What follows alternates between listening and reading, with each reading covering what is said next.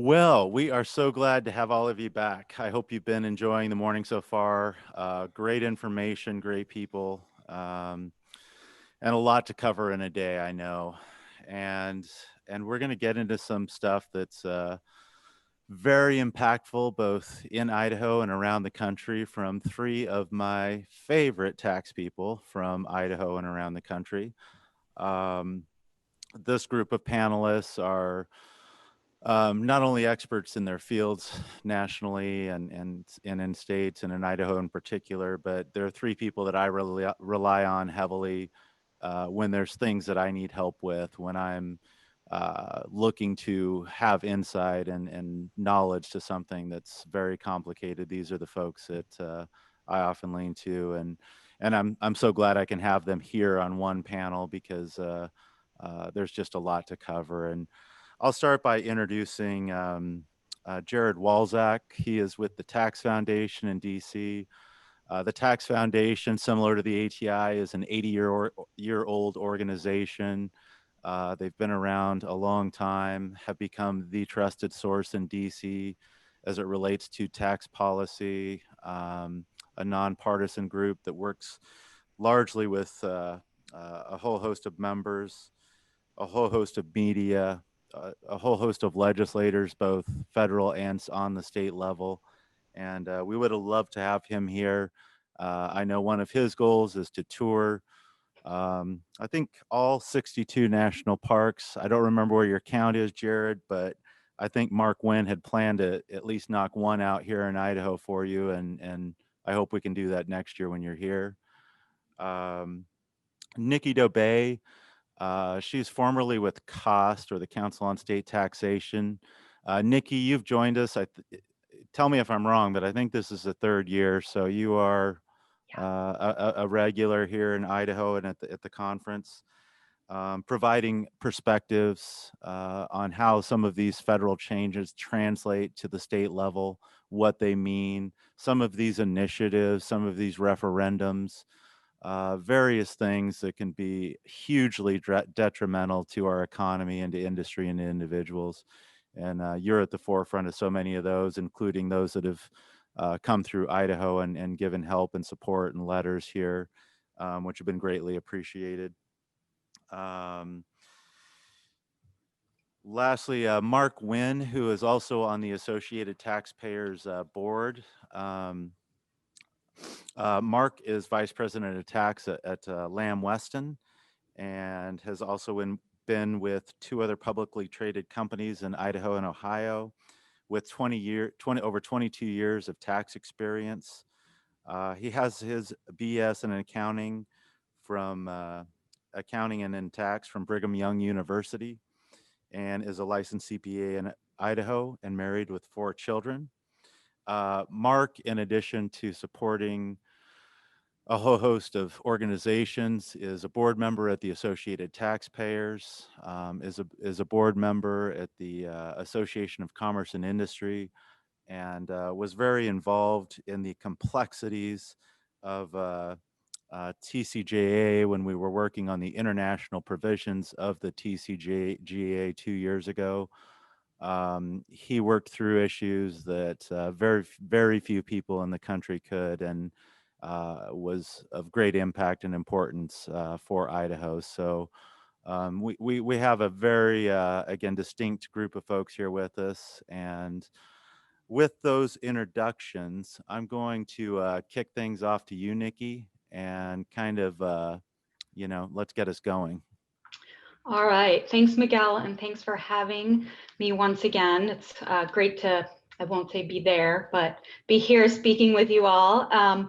Actually, I'm in Sacramento today. I bought a house down here for the new job. So, but looking forward to being back in Idaho next year for sure. So, I think our presentation has been billed as an overview of the CARES Act. We decided to go a little bit broader. And so we're actually going to do a 2020 year in review, talk about the CARES Act, talk about some state and local tax issues related to COVID-19, and then also give you some insights on where we think things might head after the election. So I might ask Mark and Jared if they have any opening comments before we pull up the slides and get going. I don't have any other comments, Nikki, as far as opening. For me, it's just good to be with everyone again. I think we all wished that we could be in person. Nikki and I have kind of had this roadshow. Nikki, is this our third or fourth? I think our third presentation together on 3 completely different topics in different groups. But we've had the chance to speak together virtually a few times, but I know that I'm missing out on the opportunity to see everyone in groups like this. So we're glad we can do this, but really looking forward to the more direct engagement that we hope we can have next year. Absolutely. Thanks, Jared. And so hopefully everybody can see my slides now, and I've got them in the right view. I think we're on track. And Mark, I'm sorry we did not include you on the slide deck, and we put this together very last minute, so this is going to be a surprise for the panel members and everybody else here. But I think it's going to be a really interesting conversation. Again, we're going to be talking about the CARES Act to start off with, and we're going to talk about some state and local tax issues related just to the pandemic and what's been happening with respect to how the states have been grappling with these issues. Then we'll get into the election, and then we're going to just hit on some other multi-state, state and local tax issues that we'd like folks to have on their radar. I almost called this last section the bad ideas section. I didn't, because it is somewhat of a preview of things we don't want the policymakers tuning in to really get too engaged in, but did want to provide some insights into what some of the states that aren't quite in the fiscal situation you all are in are looking at. So starting off with the CARES Act. The CARES Act, the Coronavirus Aid, Relief, and Economic Securities Act, was signed into law on March 27, 2020. This is the largest stimulus package in the United States history. Jared is going to provide us some facts and figures, I'm sure, of just how big it was. But really what the intent of this act was to provide some direct assistance to businesses, to expand unemployment benefits and assistance. And then it also provided rebate checks to individuals to try to help with the pandemic crisis. And Jared, can you provide some greater insights into just the specifics of how big this thing was and the overall impact it had? I mean, this was a $2.2 trillion relief package, which is a number that blew out of the water anything that had been done previously, including during the Great Recession.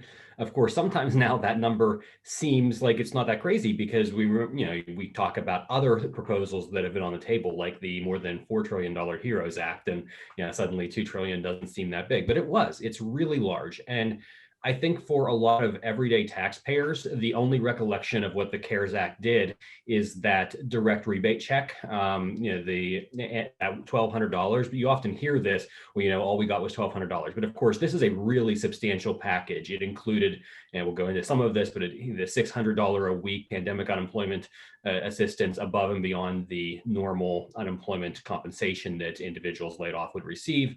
It included hundreds of billions of dollars in the Paycheck Protection Program, which we can also discuss a little bit. It has a big impact on state revenues, which was meant to prop up businesses, particularly small businesses, and ensure that they could continue employment.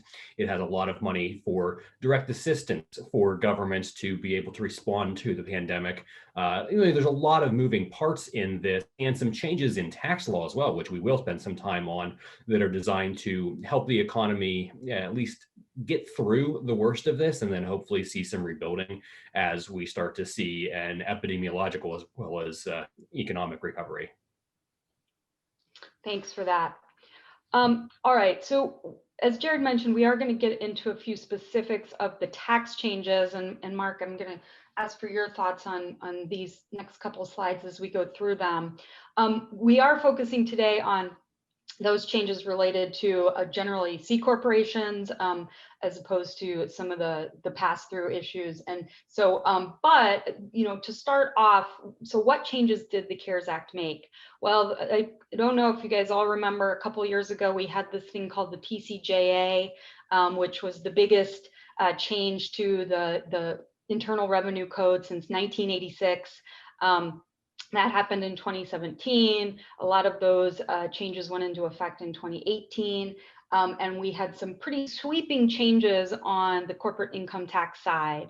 The largest change was the lowering of the corporate rate, went down to 21%. And then we had a host of other changes that some of them were considered or are base broadeners. So they were really meant to broaden the base and then have the overall impact being that corporations would pay lower tax with the lowering of the tax rate.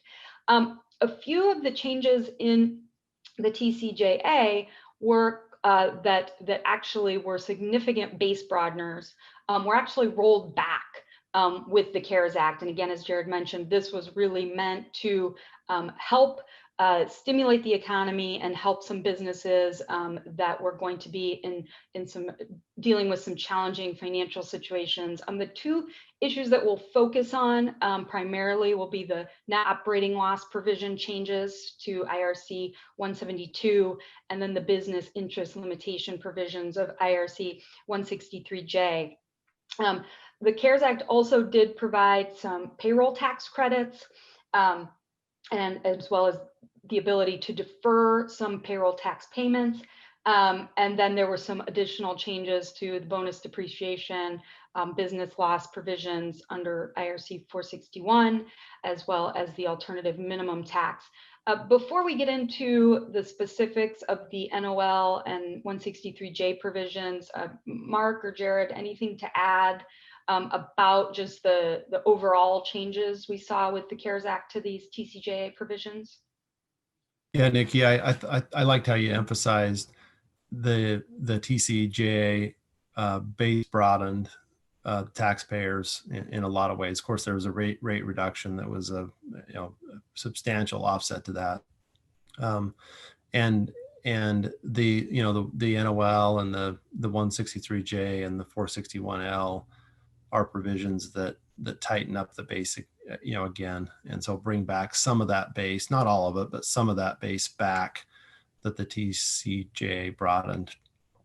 So it's a little bit of the business provisions, the business tax provisions were a little bit of a clawback from the TCJA. And Nikki, you alluded to this, but I think it's very important to note that states, of course, frequently largely conform to the Internal Revenue Code. They don't do so exclusively or entirely, but that's usually the starting point for their own calculations. So when the tax base was expanded, the base broadeners as part of the TCJA, most of that flowed through to the states, which now were taxing a broader definition of income, both individual and especially business income. But of course, rates are not tied to what the federal determinations are. So if states did not make some sort of adjustment, either decoupling from these provisions or adjusting their rates or making some other change, then many of them saw increased tax revenue because their taxes were suddenly larger and higher. A lot of states did resolve that. I think Idaho made some changes to try to address that, but not everyone did. So for some states now, conforming to the CARES Act is temporarily going back to some old provisions. For other states, it's actually, maybe temporarily providing some additional relief. Yeah, it's a great point, Jared. Thank you. One I thought more. we were going to get through a presentation without conformity, but I know we need it.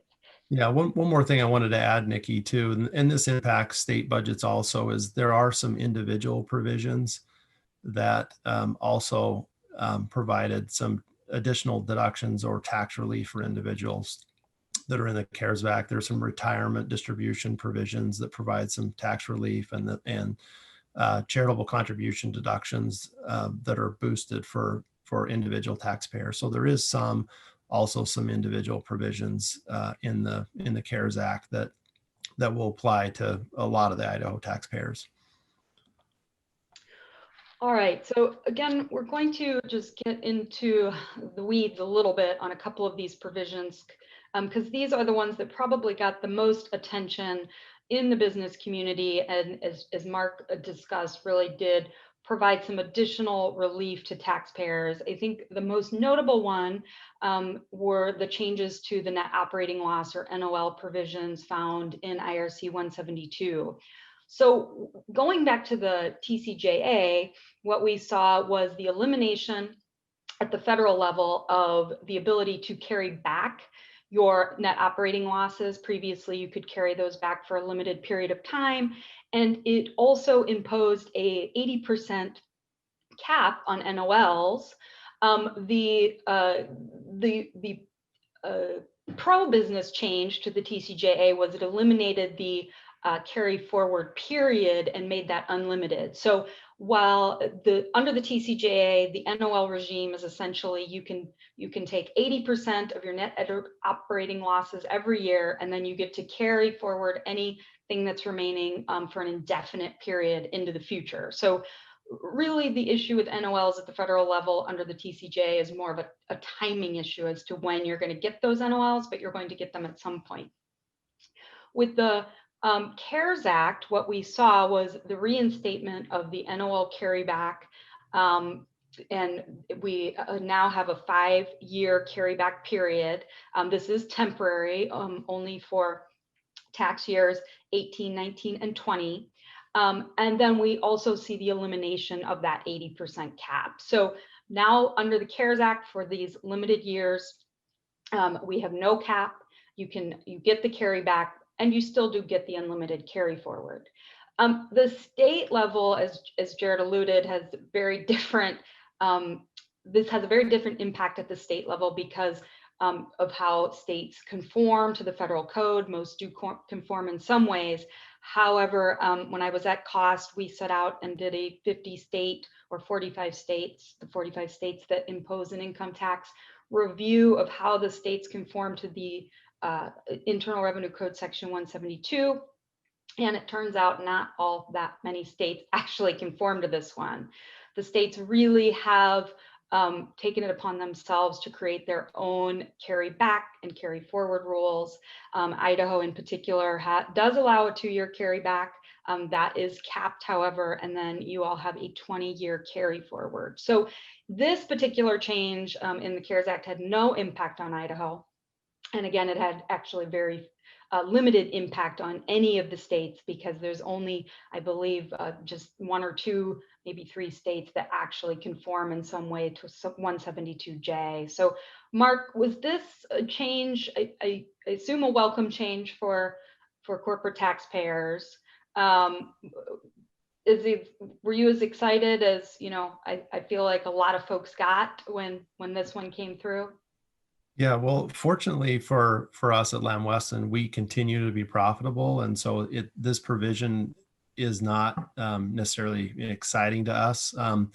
What does excite me about it, though, is there are a lot of large businesses and small businesses too that are significantly impacted by the COVID pandemic, and they're generating huge losses. Some of the industries, the hotel industry, the travel industry, airlines, they have huge losses, and so it enables them to create liquidity. And in many cases, these NOL carrybacks will provide cash flow for these businesses to stay in operation. So for some businesses, these are huge provisions that will benefit those companies. And Jared, before we move on to 163J, has the Tax Foundation done any work around this provision and the impact it is in fact having on businesses? I mean, the 80% limitation, especially right now, is probably not, some of this is not terribly operative at the moment, but will become so shortly. Our federal team has done some work on this, but it's not been a major area. Right now, the 5-year carryback is very important just generically in a time like this, because suddenly you have this opportunity to take some losses that would normally be something you could take in the future. And clearly businesses need that liquidity now. There's this very good change, obviously some cost at the federal level for the handful of states that conform to it, some cost there as well, but a good opportunity for businesses that are really struggling to have a little more liquidity by filing amended returns now and getting this money a little sooner than they would otherwise. I think that's a great point, Jared. The point that at the federal level, this can be used as a way for a taxpayer to get a refund. Right now, the federal government can do that as it's able to run at a deficit, but often that's very challenging for the states as they're required to balance their budget. So they don't have as much flexibility when it comes to providing these types of carrybacks to really help companies with immediate liquidity. All right, so the other provision we're gonna drill down on a little bit more is 163J. This has, I think when we talk about state tax conformity, this was one where we've all spent a lot of time trying to understand how it worked at the federal level when it came in, these limitations came in under the TCJA, and then how that falls out at the state level. So 163J under the TCJA was really a limitation on interest expenses. And this was supposed to go hand in hand with the bonus depreciation provisions provided in the TCJA, 100% bonus depreciation. However, the government was trying to, or the federal government was really trying to impose somewhat of a limitation saying, hey, you can't go out and borrow a whole bunch of money, buy all this stuff, get 100% bonus depreciation, and then take a 100% interest expense deduction. So there was a limitation of 30% put on the interest expense deduction that could be taken at the federal level. Several states did conform to this through rolling conformity. Again, Idaho is a fixed conformity state, but you all did adopt this at some point. What the CARES Act has done is increase that limitation from 30% to 50%. So again, really a bit of a relief valve for businesses that are struggling, and allows for an additional expense limitation expense deduction. This is one where I would definitely say to the policymakers in the room, something to consider for Idaho. You are not conformed to the CARES Act provisions currently, so you are conformed to the lower limitation of 30%. And you know, this not only provides some additional needed relief to struggling businesses, but I think there's some conformity issues that I know I'm hoping Mark will weigh in on, just with respect to compliance and making it very difficult when you're using the 50% cap at the federal level, and then you've got this mismatch at the state level. Yeah, Nikki, I can add some color there. It's really, from my view, as a in-house corporate tax professional, it really does mean, it really is meaningful when states generally do conform to the federal provisions. There are certain states that we operate in that don't do that, and I'll just name a few. I see generally California does not, New York does not, and New Jersey's added a lot of complication as well into their laws. And when there's nonconformity, essentially the states are creating a separate set of books that you have to adjust for. And we have the U.S. GAAP books that you know most companies, especially of size, will comply with.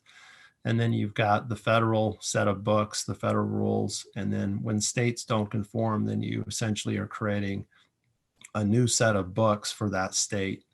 And it creates a lot of complication when we have nonconformity. And just, this is my personal view. Sometimes nonconformity increases revenue for increases tax that companies will pay when there's base broadening provisions, and then there's some conformity provisions where there's a reduction in tax.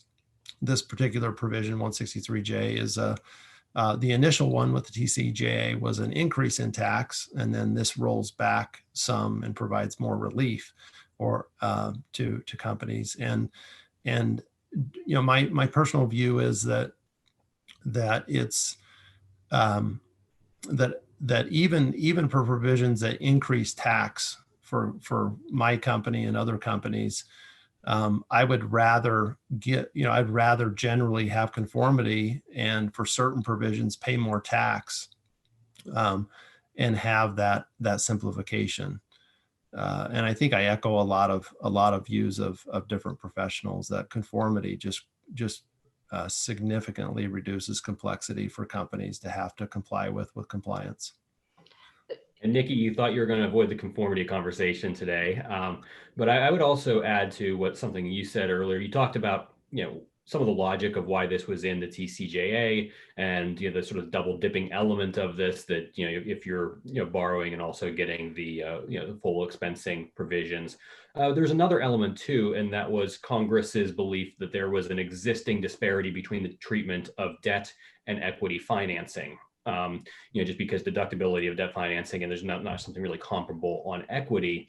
And therefore, this was an attempt to adjust the balance between those a little. And that can make some sense in a vacuum. I think right now, in this very unusual year, there's no real desire to make it more expensive to do debt financing or any sort of financing.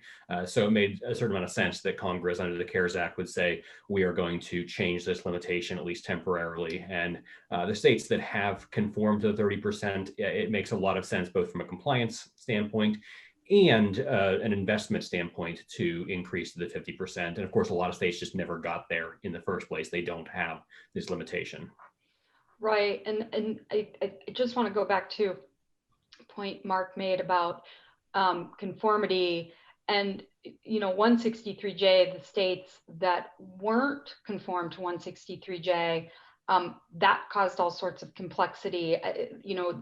The way in which taxpayers are required to file at the state level often doesn't mirror their group that they file with at the federal level, which also creates additional complexity. And I know this 163J provision coming in with the TCJ just was creating a lot of complexity at the state level when it came to filing, when certain members of the group, the federal group, were either in or out at the state level. And so this is an area where I think states in particular are going to, there's going to be a lot to unravel during state audits on this issue in the future. And we'll have to kind of see how all that goes.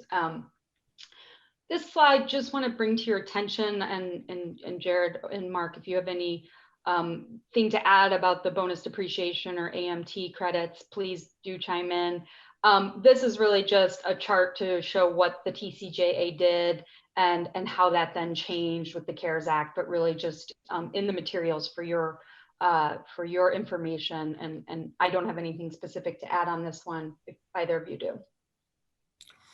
The only thing I'll add, Nikki, is Idaho has historically not conformed with the bonus provision. So when we talk about the bonus depreciation, Idaho has not conformed. We would love Idaho to conform, but it is a very expensive provision. So the bonus depreciation is a very expensive provision that at the federal level, and historically Idaho has felt that it just cannot afford to adopt that provision. So when we have those discussions, Idaho's not conforming there. Thank you for that. And that's one I'll go back to my cost days for a minute. We, really the message at cost was, if you're going to decouple from bonus depreciation, we would also urge the states to decouple from the interest expense limitations under the TCJA, because as I mentioned earlier, those two were somewhat meant to go hand in hand. So we'll have to see if anything happens on those fronts in 2021. We'll touch base with Miguel on that later. Jared, I'm going to kick it off to you on these next couple slides to talk about the federal aid to states. Thanks, Nikki. I mean, there's been a lot of discussion about what the federal government has done, and I think later in the presentation we'll talk about what they may still do, because right now, obviously, there's a bipartisan group of senators who are talking about some potential future aid package. Then Leader McConnell has indicated that he doesn't want to go that route and has a different approach. But whatever happens, it seems likely that if not during the lame duck, then next year we'll see additional aid. So it's important to level set and talk about what has happened thus far. And the CARES Act was the primary vehicle for assistance to states, as well as obviously assistance to businesses and individuals. So firstly, there was about $274 billion in what broadly you can think of as emergency supplemental funding. And some of them, not all of them, are listed here. These are things that really augmented existing programs. For the most part, these aren't new programs. Community development block grants have existed forever, but the federal government puts $5 more billion into those. Homeless assistance grants, economic development grants. The big ones obviously are things like really substantially increasing the funding for the disaster relief fund and the education stabilization fund. Two that I would call your attention to here: education stabilization and transit infrastructure. The money does have to be spent on education and transit. However, there's no requirement about matching. And most of these, it's stuck in this, and there's some sort of match element. The additional 55 billion between those two funds, states can just reduce their funding of education and transit by, in aggregate, 55 billion and put that into something else. So you could use it to backfill your budget. Some of the Stafford Act funding, same way. I mean, that has to go to disaster relief, but there's some flexibility to move some of your existing emergency preparedness funds off that budget and into something else. The coronavirus relief fund, the 150 billion, is really what most people remember in terms of state aid during the CARES Act. And there's a lot of controversy about the way it's designed, because it does have to be spent in direct response, either economic or public health oriented, to the pandemic. You cannot use it to backfill a budget. You can't do it for existing programs. There wasn't a lot of detail in the bill, and Treasury issued guidance, and Treasury ultimately oversees this process. And Treasury's been pretty flexible. They've, I think, been as flexible as they can under the language of the law. So for one thing, they have said that you can use this to pay the salaries of public health and public safety officials who, in the course of their duties, have responses related to the pandemic. And they haven't really defined that. So there's some limits. You can't put this into absolutely anything. You can't just backfill your budget, but there's also ways to take elements of your existing budget and apply this, which is good for a lot of states, because a state like New York, okay, they immediately were able to spend all the money on their response. A state like Idaho, not really. And a lot of states in between also had this issue. We'll look in a minute on what the allocations were, but Idaho got $1.25 billion. And that's actually a lot of money if the only thing you can do with it is directly respond to the crisis. And there are other things that states want to use it for. So you can put it towards your unemployment compensation payments during this period. You can put it towards various salaries. And a lot of that is happening, and that has been helpful to a lot of states. There is borrowing authority. Basically, no state has really taken the government up on this. The first was the Exchange Stabilization Fund. That was shared with the private sector. It's $454 billion that businesses and governments could apply for. Governments basically did not.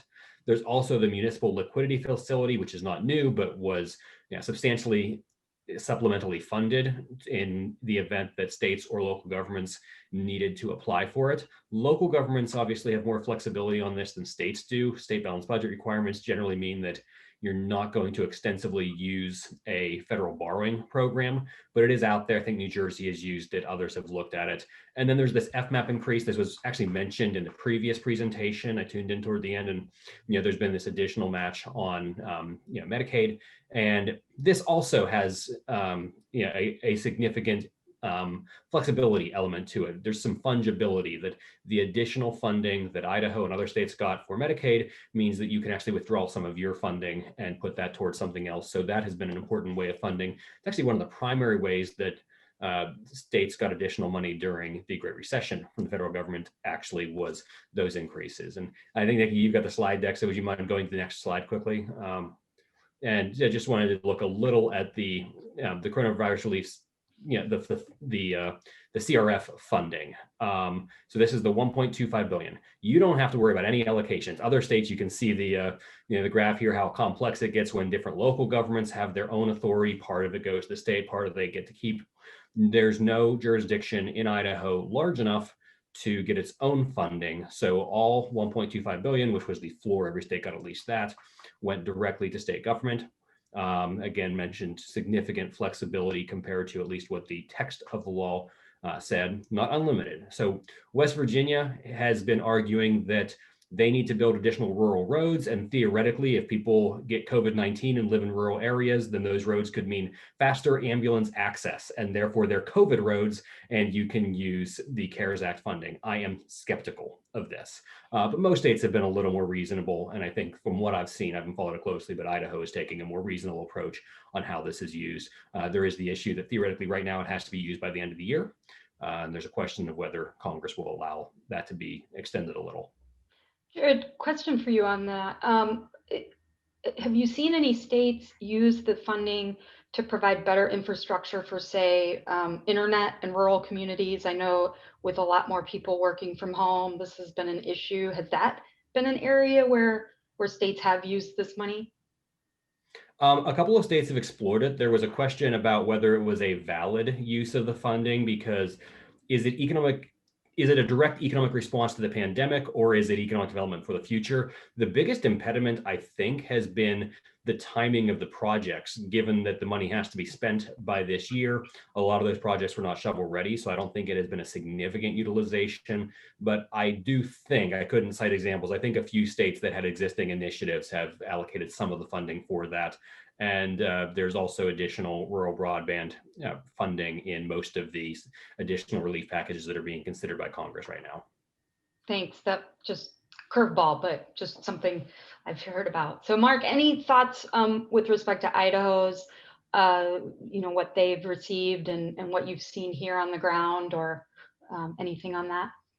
No, I didn't have any additional comments. I think it was really helpful to see Alex's presentation, and that was really helpful, I think, for us to see what Idaho's doing with some of those funds. And those budget discussions that were led by Alex were really cool to see and understand. Great.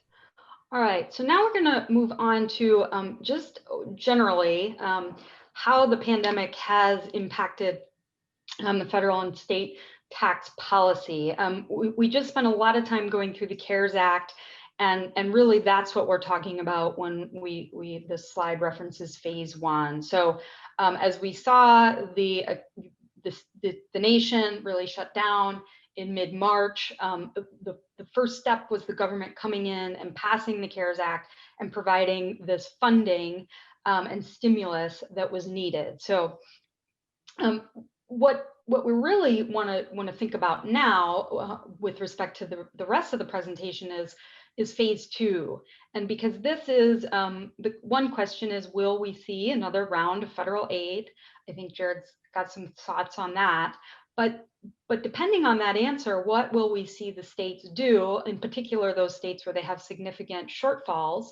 As we know, Idaho is not necessarily in that position. So what will we see those states do during the second phase? How are they going to cover those budget shortfalls? So Jared, what are your thoughts on round two of federal stimulus? And I may be jumping ahead with, mixing up election results, but let's jump ahead. We'll just skip that if we get to it later slides. Yeah. So I do think that additional state and local relief is coming. I don't think it will be anything on the scale of the HEROES Act, which was the Democratic congressional legislation that was proposed in April and May, which had over $1.1 trillion in additional state and local relief.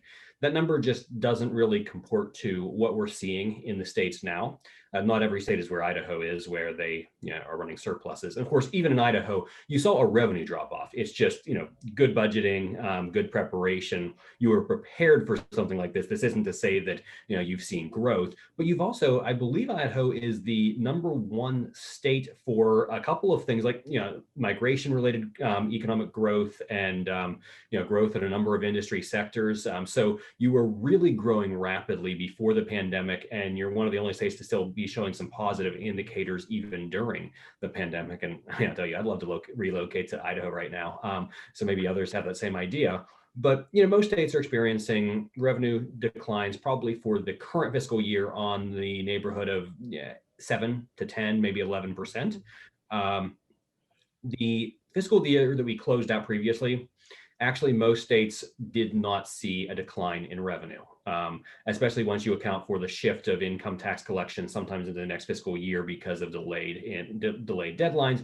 Once you account for that, basically it's the same as fiscal year 2019, which isn't great. You want growth, but it's really good when you consider the crisis we found ourselves in. Obviously, a lot of the losses are going to be this year because that's when most of the income tax collections will come in, or at least over half of them. Significant other impacts are felt this year, but a number of things have propped up the economy and therefore collections. The unemployment insurance payments that the federal governments provide, those are taxable income, so states have been able to tax those. The PPP program was able to prop up a lot of businesses and keep people employed. That helps the tax base. And we didn't see the drop off in sales after maybe April, May. People started buying again at levels that really match what they had done previously. So what we look at, I've been running the numbers, and every time there's a new update, I try to add to this, but we're seeing basically for these two fiscal years, 2020, 2021 fiscal years, you have a decline of about an aggregate 120 billion against the previous baseline, as in a no growth scenario. If you look at what they had projected, what they wanted to spend is a little under 200 billion. We got 191. Tax Policy Center said 200. We're basically, that's the same number when estimates are where those are concerned. I know there are some higher projections, but as we continue to see actual receipts come in, they seem to be consistent with that idea that state revenue will be about 200 billion down below initial projections over those 2 years. And there'll be continued losses, but this no longer justifies, 1.1 trillion or anywhere close to that. So I think you're looking at a final package that's somewhere between maybe 150 and 300 billion. I wouldn't be surprised if they settled on 200 or 250 billion in aid. Maybe it'll be a bit larger to make sure the local governments get their large share as well, but it's going to be in the hundreds of billions, not in the close to $1 trillion range. And my personal guess is that it comes with the new administration in the new year and not during this lame duck period. Thanks for that. That's great information. This slide, I think, is a little dated, is my sense. Here, where we're really comparing, where the states were at before COVID, and obviously the states were in a very good position. With TCJ base broadeners really did help out a lot of states, increased revenues. We also saw after the Wayfair decision, the states were receiving a lot more sales tax revenue through remote seller collections and marketplace collections. So the states were in a very good spot. Again, I think this slide is somewhat dated. There was really this sense kind of end of Q2, going into Q3, that the states were going to be in a pretty dire situation. I will just say, from attending meetings such as the MTC, Multi-State Tax Commission meetings, and hearing from some of the states about their revenues they were receiving, there was a lot of kind of disbelief with how things were pretty okay. And so the states just really didn't see kind of the cliff drop off that many of them were expecting. So I think, again, this slide was where we thought we might be several months ago. And I just don't think, as Jared said, we're quite in that dire of a situation. And Nikki, I would say on that a decent amount of the continuing discussion at the federal level is really predicated on a few states that are in much more dire straits, because I talk about aggregate numbers. A lot of states are doing well, or at least reasonably well under the circumstances, but New York's not, California's not, to some degree, Illinois isn't. And some of this is just, the nature of those places. I mean, Manhattan still has about 10% office use capacity. People left. And that won't be the case forever, but some places are experiencing much more significant losses. And I think that particularly on the Democratic side, a lot of the discussions have been about creating funding formulas that work for those states, and therefore are excessive in the rest of the numbers because the rest of the country is not experiencing those levels of losses. One thing that I have talked about in some of the analysis I've done is retargeting how we use that money. We don't want to just use it to fill budget gaps, because states can play games with that, and also it rewards maybe bad behavior. We want states certifying, oh, we have this enormous gap, come fix our problems for us. But targeting it towards the economic losses, like the HEROES Act did a bit by population, a bit by COVID cases, a bit by unemployment levels. In my view, you just do it by unemployment levels. That's really the most relevant indicator of a state's economic losses right now. You could pick something else, but I think that's best, and pick an economic indicator alone. Forget population, forget everything else. Maybe put a floor like we had previously. So, say like Idaho and other states, small states, get a minimum amount, but target that a little more, which means a little more revenue for a New York or California, but also means that the total price tag can be much smaller because you don't need to inflate it so much to get the revenue where it needs to go. All right, so before we get into the election, and the election actually used to be on this slide as the biggest unknown for how we're going to come through this post-pandemic on the federal and state tax policy side, and we'll get into that because we at least have the answers there for the most part. But really the open questions are, and my sense is really the first two are the biggest ones, is how much longer does the pandemic last? We're hearing very good news on the vaccine front. Is that really the, as good of news as we all hope it is? So will we be back in the offices and back to work by May of next year, as folks are, starting to say? And then that kind of leads to the second point here, is what is the depth and length of this recession? And Jared, I love your thoughts on this one, because it seems like the picture you were painting is that it's not as bad as maybe everybody thought it was going to be, but how bad is it? Yeah. And there's two different elements of this. There's how bad is it from a state revenue standpoint, and how bad is it from an individual standpoint. And I think, unfortunately, it's worse from some of the individuals' standpoints. I mean, I go downtown to DC a couple days a week. I'm home today, but I go, and the business district of DC is a ghost town. The restaurants are closed. The everything, all of the support economy is closed, and some of that will struggle to ramp up again. And from a state revenue standpoint, those aren't big drivers. If the rest of the economy comes back online, you're okay on revenue. That doesn't necessarily solve the problem for a lot of people. So I worry that the recession, especially when we're looking at employment indicators, may lag a bit on the state fiscal recovery, and that's a really important thing. And I don't know when we'll all get back to work. Like I said, I go in sometimes, but I assume that maybe summer, like July, we will actually have significant numbers of people, most people back in an office. But it'll take time for vaccines to be administered, all that, but we don't know. And what we do know is that we're way ahead of schedule, even pre-vaccine. If you look at the CBO's assumptions made in July and August of this year on where unemployment rates would be in the coming months and years, they believed that we would hit the amount that we hit last month in the final quarter of 2022. We are 2 years ahead of their schedule. Now, there's no guarantee we continue on that trajectory. Things can go awry. I mean, we are in a resurgence of the virus right now. We've seen a bit of a drop. We haven't seen new employment levels, but we've seen other economic indicators indicate that, like, November wasn't a great month. December probably won't be a great month.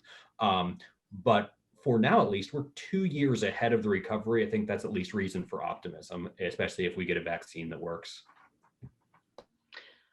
Yeah, Mark, before we move on to election results, any thoughts on kind of the unknowns in these policy areas? Yeah, I think there's a lot of uncertainty in companies, and including Weston. So I think things have been better, as Jared mentioned. Things have the economy's been better, and our results, within Weston have been better than I think we expected, say 6-8 months ago. But there's still a lot of uncertainty out there. There's a resurgence that's coming that has come this fall, and likely to continue on well into the winter. And companies just have a lot of uncertainty out there, and I think companies are still very cautious about spending and investing until we get to a more certain period. All right. Okay, so we had an election. We have some results, which I will not belabor. The presidential election, we see we now have President-elect Biden. I think the Senate election is really where we are. I would say the rubber is going to meet the road, and we're still waiting on an election, a runoff in Georgia to get that final result in the Senate, which I think will ultimately dictate a lot of what President-elect Biden can get done, if anything, on the tax side. So those charts are there for your information. But so what is going to happen now that we are going to see Biden come into the White House in 2021 in January? Biden's transition website is pretty light on tax information, and I think that's because the general consensus is there's not going to probably be a lot of changes on the tax side. In particular, because it's very likely that the Senate will remain in Republican control, and it's going to be hard to get some deals done. So I think the big question is really going to be that aid package that we've talked about, and Jared has provided information on and his insights. I love this crystal balling because we can't really be wrong. We're just saying what we think might happen. But what do we know about the Biden tax plan? So I think, we know that there is the desire to raise the corporate income tax rate back up to 28%. And then the other big piece of this, as I see it, is the increase in rate for this GILTI income or foreign earnings overseas up to 21%. It currently sits at 10.5% based on a deduction. And I want to stop on this one for a minute because I think this could be a significant issue in Idaho if this change were ultimately made its way through. Idaho does conform to some portion of GILTI, and I believe that you also conform to the deduction that provides that reduced rate. So if that deduction goes away and Idaho were to conform, that would be a significant base broadener for the state. And Mark, I'd love your thoughts on that one if you're able to share, because I think that's in my mind one of the biggest unknowns at the state level if we do see any changes with the Biden administration. Yeah. So on that one there, Nikki, I see that provision, would provide, windfall on the surface, at least for a lot of states, and including Idaho. And just as a corporate taxpayer, essentially this is a double tax on income. And so I think that, states that want to really be cautious about to me, it'd be punishing taxpayers for doing business overseas, and that's just not, to me, it's just not good tax policy, and double taxation is not good tax policy. So one other comment I had, if the corporate rate goes back up to 28%, now before the TCJA it was 35%, so it is better than what the 35% was. But when you take into account the state taxation that U.S. companies have, the U.S. would be back into either at or among the highest corporate tax rates. And it really does limit the competitiveness of U.S. companies to compete against foreign companies when the U.S. rate goes up to the high, up at the high levels, and creates a lot of competitive disadvantage for U.S. companies. Well, and I think what's interesting about this is when we talked about the TCJA earlier, we talked about there was a significant reduction in the rate, but we also had these base broadeners. And we're not really hearing about the base being shrunk as this rate goes back up. So this is really, I think, a bit of a tough pill to swallow for corporations at the federal level. And then going back to this issue of GILTI, when Mark is talking about the issue of double taxation, why that is so true at the state level is because at the federal level, there's at least a credit provided for taxes paid to the foreign jurisdictions. to help eliminate or alleviate that double taxation at the federal level. But the states, I don't believe there's any state that provides any similar credit at the state level. So when the states, and there are a limited number of states that do pick up some portion of this income, Idaho being one of them. So when the states pick up some portion of it, even if it's just 20%, there still is that double taxation on the 20%. And if this, if we now see essentially this double, the amount of income coming into Idaho were to double, if this change was made, that would be a significant tax increase for Idaho taxpayers, and they aren't getting that deduction of taxes paid to the foreign jurisdiction. So there are a couple other items on this slide that we've seen Biden propose for businesses. In general, none of these will have an impact. I guess the elimination of 1031 for states that conform, that would go away at the state level. But generally, these do not have a big impact on the states. Jared, any final thoughts before we move on to some of the individual changes that have been tossed out there? So on GILTI, I believe that Idaho right now does provide a significant but not 100% dividends received deduction for GILTI and does conform to Section 250. So like you said, they're excluding about 85% of GILTI right now, but the amount that's included would double under this proposal. And I think the fundamental issue is that states shouldn't be taxing international income at all. And before the TCJA, they were only doing so in the breach. There were a couple of limited occasions where some foreign dividend income would be taxed or things like that. But generally speaking, this wasn't a source of state revenue. And the TCJA, if as many of you recall, took what used to be a worldwide system of taxation where a US company paid taxes on all of their income worldwide and then got a credit against that, the taxes paid elsewhere to limit the liability. And now we went to this quasi-territorial system where you only pay on your US income, but there are these guardrails, including GILTI. Now, states, of course, never piggybacked on the worldwide. You really couldn't. There was no way. That didn't make sense with apportionment schemes to piggyback on a worldwide tax regime. So they just taxed what was in their state. But now that the federal government has narrowed the scope of its tax base to just US income and some guardrails, states are going the opposite direction by picking up those guardrails. And under the Biden tax plan, I mean, Nikki talked about what this is, but I just want to emphasize it ceases to be a guardrail and in my mind becomes a backdoor worldwide taxation system where the GILTI rate is almost the federal rate. And the country by country system also increases overall liability. You've backdoored the old system in, but this time the states, or at least some of them, are participating, taxing international income in a way that we've never seen states do before. And I think that's a real concern.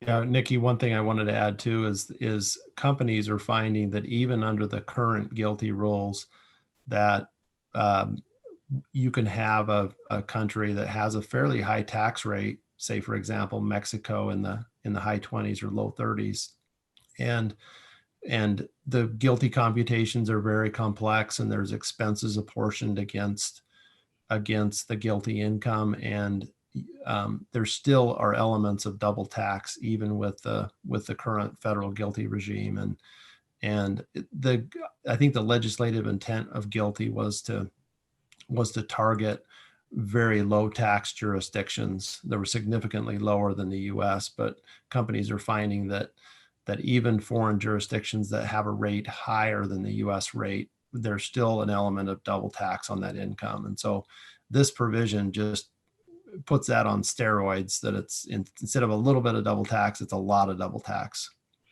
I mean, a year ago, we were talking about high tax exclusions, which wasn't going to go anywhere. I mean, the Treasury did not have that authority to do it by reg, in my opinion. But that was the discussion a year ago, how we fixed the problem that Mark was talking about, where even some high tax jurisdictions were generating new revenue. And now we're going potentially the opposite direction. Of course, assuming that any of this can pass, which is, would certainly require a lot of wheeling and dealing, probably including extending some provisions that are expiring. The only way that I would see, especially if we have a Republican-controlled Senate, but even if it's not, probably the only way that significant things like this get done is if it's in exchange for extending some of the expiring provisions. Yeah, I feel like that these proposals really can't go forward in a sweeping way. Even if Georgia goes the Democratic way, there's just too narrow of a margin in the Senate to, I think, to expect sweeping changes. So I would say that any sweeping changes, we're probably going to need to wait 2 years, and we'll see what the election looks like 2 years from now. Yeah, I think that's a great point. And just before we move on, the only other item of note I would make, and I do agree 100% with Mark that we are not likely to see any of these in the next couple years.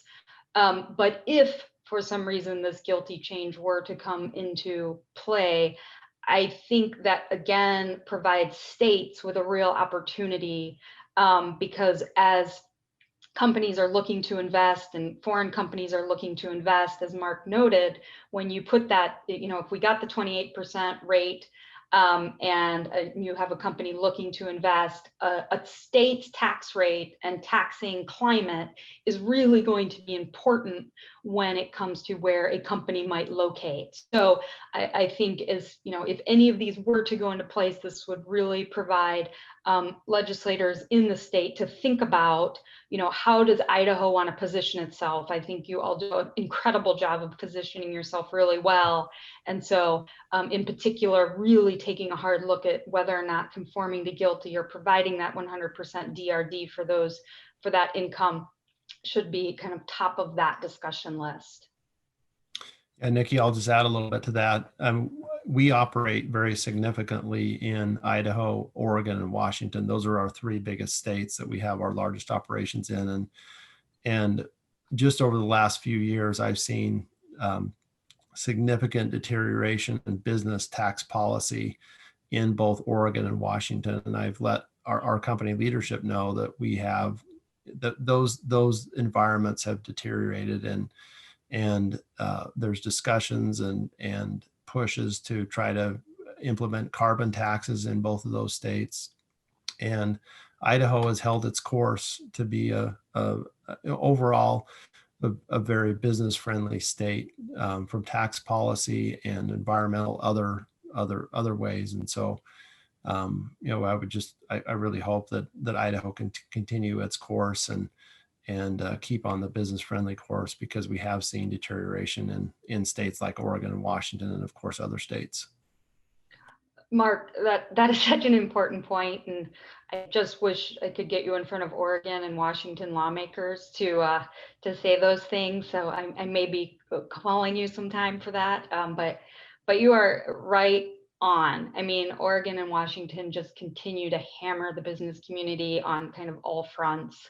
And it gets, as a person that does tax policy work in those states as well, I would say Idaho is a breath of fresh air. So stay the course for sure. Just a few items on the individual side that we've seen, Biden talk about increasing the individual income tax rate, moving that back up to 39.6% for incomes over 400,000.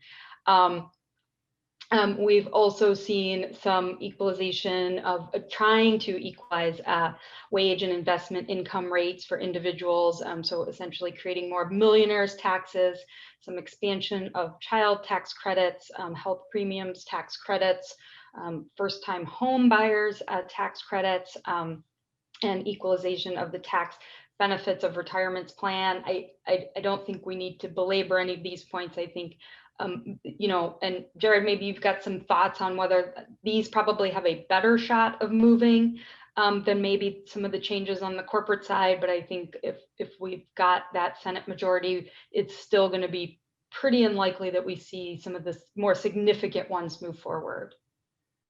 Especially things like the Social Security donut hole, where you pick up the the additional tax above 400,000, or restoring the piece limitation. I just doubt there's a whole lot of appetite for that. Hard to say on a 28% overall cap, but one of the huge challenges here is that there are a lot of members of Democratic leadership, particularly in the Senate, who have made clear that one of their top priorities is eliminating the state and local tax deduction cap. And I've done the math. If you raise the top rate from 37 to 39.6, and you restore the PEAS limitation and you put a 28% overall cap on deductions, and then you eliminate SALT, you're back to square one. There's basically no revenue. You wipe it out by eliminating the SALT cap. So it's really hard for them to both address the concerns of those states who feel like they are at a tax disadvantage because of their higher taxes if they don't have the uncapped SALT deduction, and to actually raise revenue by raising rates. So, I mean, who knows, maybe there's this tax increase plus SALT cap revenue neutral approach, but I don't think anyone wants to be seen as raising a top marginal rate to be revenue neutral. That just seems like really a non-starter. So I think there's going to be a lot of conflict even within the Democratic caucus, that if they're between 48 and 50 votes in the Senate, whichever it is, it just seems hard that you get anything big done on this. All right, and I think we've really covered most of these issues. Again, if we were to see changes at the federal level, how the states adopt those changes is all based on conformity. We are going to continue to see state and local politics evolve as they do. And then I think, a big question we talked about is budget concerns. And as we've learned earlier today, Idaho is in a much better situation than many of those states. Before moving on, any final thoughts, Mark or Jared, on what we've seen, coming out of the election? I think at the end of the day, there's probably not a lot to see for for some time, and we're kind of going to be looking at that federal stimulus aid for states and other things like that, and what the states are going to do otherwise. All right. So one item that I thought would be important to talk about briefly is just how a couple multi-state issues are related to the pandemic, and how we're seeing states actually respond. And one area that's of great concern for many large corporate taxpayers is working from home, and how that's impacted their tax footprint, withholdings, and things of that nature. So I think coming into the pandemic, we maybe all thought this work from home thing or shelter in place was going to be fairly temporary. Now, as we are, almost 9 months in, it's seeming more and more permanent. And we also see companies significantly shifting and taking a very different attitude towards work from home. Mark, I might ask you how that's gone for your company, and if you guys are you shifting? Are you looking forward to being back in the office? How is that going? Yeah, for us, we've been largely working from home. I'm speaking mainly of corporate folks. We have, of course, plant production facilities, and those individuals in general need to be at the facility in order to continue operations. At our company, we did open our offices in September for a limited number of employees, and it was really the employees that either wanted to be in the office, or just given their family circumstances, it was a better fit arrangement for them. And it was probably only maybe 15% of our corporate workforce that was in the office. And then given the resurgence in the areas that we operate in of the virus, we've gone back to predominantly a work from home model beginning last week. And so we're still in a work from home model largely today. And I expect that's going to be, going to go into the next few to several months until we get stabilization with the vaccine, et cetera.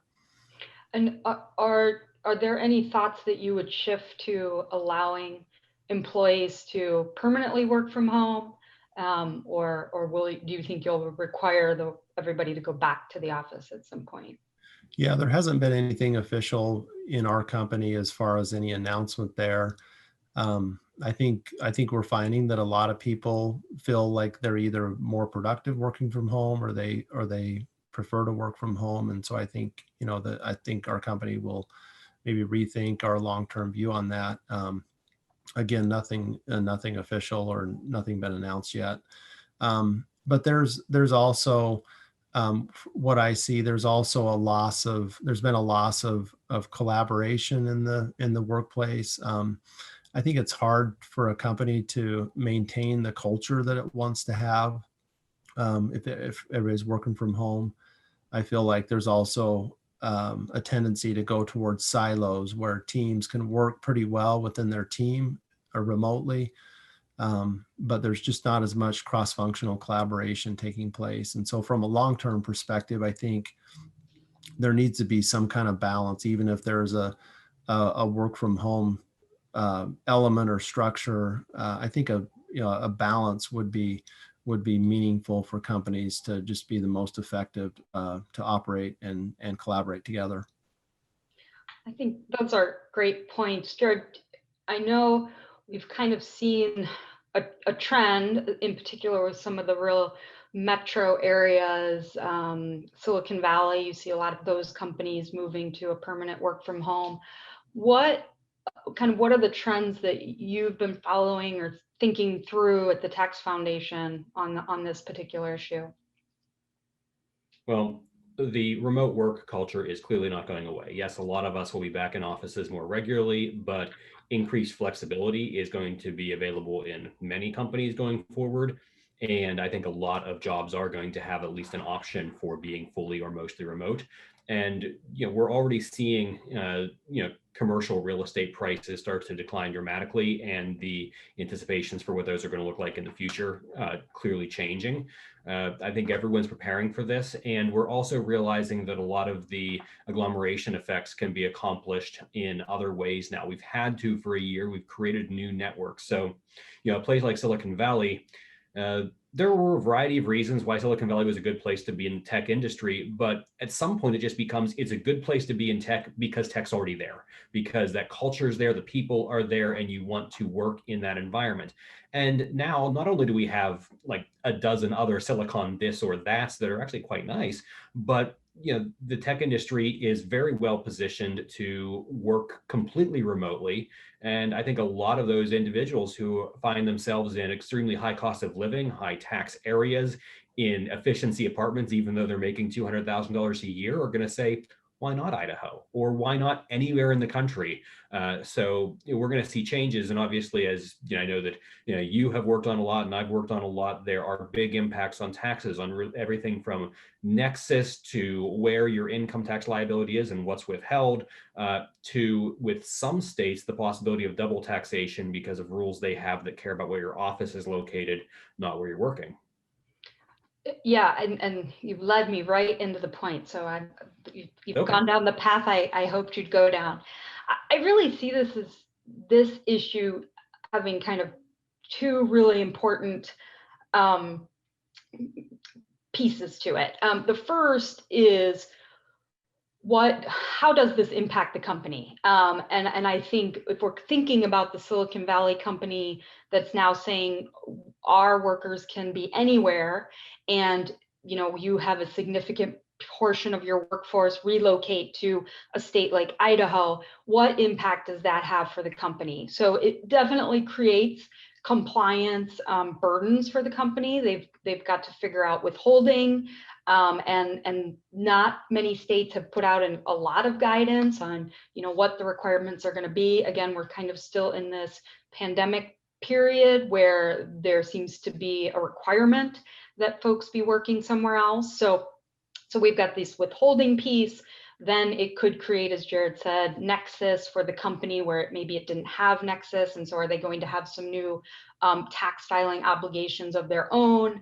The gross receipts taxes, as Mark mentioned, in Oregon and Washington, is that going to create any sort of nexus for purposes of those types of taxes? I will point out Portland, my home city, is gone crazy with local taxes.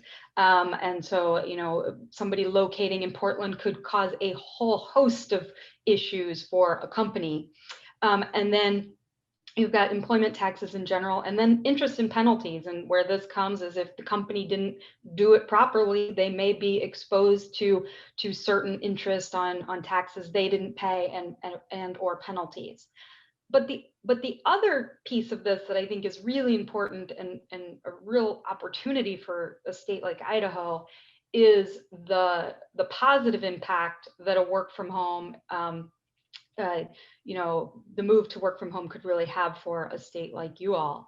Because I think you're going to see, I mean, I've looked at real estate in Montana and Idaho recently, and it seems to be going through the roof. So I think you all have had a surge of folks that were in these efficiency apartments Jared mentioned, moving to states where they've got a little more space, the tax rates are lower, and they are going to have a more comfortable lifestyle. And so I think for your state and other states in your position, this is a real opportunity. But the companies that employ those folks in the other states are going to have to work through some real issues. So I would definitely encourage you to work with them, apply that business-friendly attitude that you generally do, and I think it will be a real win-win for Idaho. Mark, any thoughts on kind of looking at the companies where maybe their folks are relocating to Idaho? Any thoughts on that and words of wisdom, perhaps?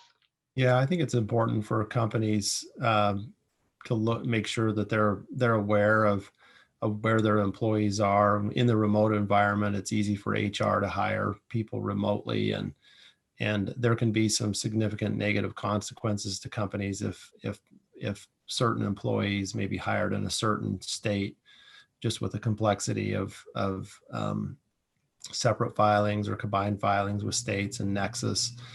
And I think the worst case scenario is if a company doesn't know that they had somebody hired in a certain location that has some negative consequences that they weren't complying with, you could have some really, really big surprises there and large interest and penalties. And so I think making sure that you're ahead of it and make sure that you're avoiding those surprises, I think will be key for companies as they look at these remote arrangements.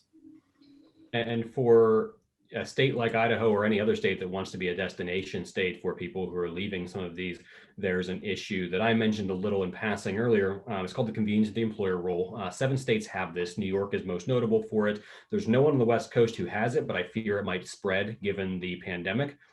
Basically, it says that you as an individual are taxed where your office is, whether or not you set foot in that state. So you don't have to live or work there to be subject to the individual income tax there. And you probably know that if you live in one state, work in another, or work in multiple states, your home state taxes all of your income, but gives you a credit for taxes paid to the other jurisdictions where you worked and earned income. So it's not a perfect wash, but basically you avoid double taxation.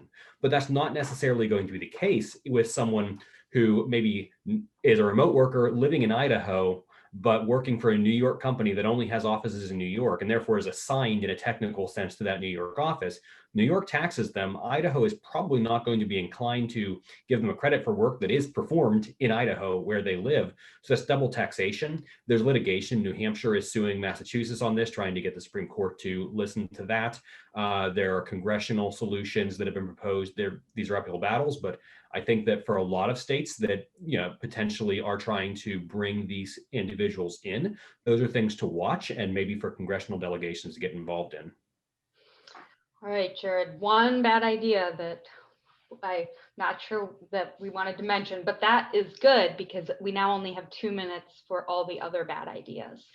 And so we're just going to end with some of the things that we've been hearing other states talk about as they need to raise revenues. And so, of course, the easiest thing is probably raise the rate. And I think we may see some states do that or create new minimum taxes. There's been discussions, and there's a group of professors that have been pushing some ideas about how states can expand their tax base to include more foreign source income, mandating worldwide combined reporting. On the East Coast, we've seen a couple states propose digital services taxes. These generally are gross receipts taxes on digital advertising services. There are some significant legal issues with the proposals that have been out there. Maryland and New York have proposed these. And so those have been floated, none have been passed. I will, as I mentioned earlier, Portland and San Francisco and Seattle have all proposed new payroll taxes. And we've seen a CEO to average wage ratio tax passed in San Francisco as well. Certain states are proposing wealth taxes. New Jersey has proposed a stock transfer tax. And we are seeing the elimination of certain corporate tax credits. NOL, for example, has suspended NOLs for some time, the tax years 2020 to 2022.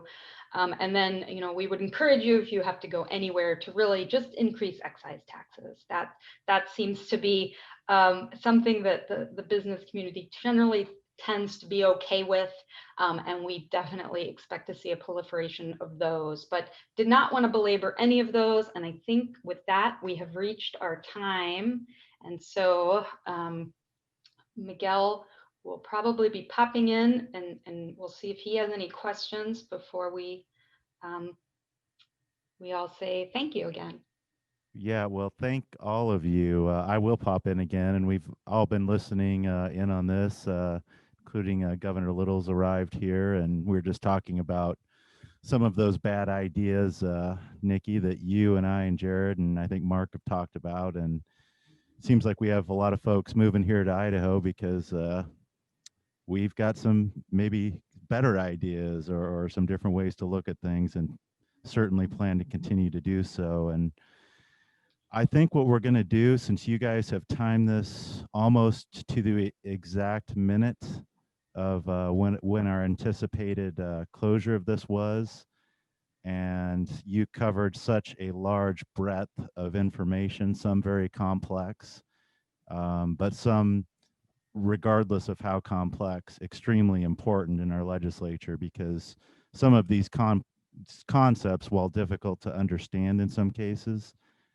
are enormous in their impacts to Idaho employers, large and small employers, and they're a little difficult for the public to understand. But implementing conformity and doing the things that we need to do has tremendous impacts, and whether you fully understand that or not, they truly do. And you all have done an incredible job of covering that. And in addition, covering a lot of what other states are doing that apparently has everybody in the country moving to Idaho. So with that being said, I want to give my sincere thanks to all of you, not only for this panel, but for the guidance and the help that you give me, and in turn, what I can provide you. Please always feel free to reach out, and we look forward to having you here in Idaho. So thanks to all of you.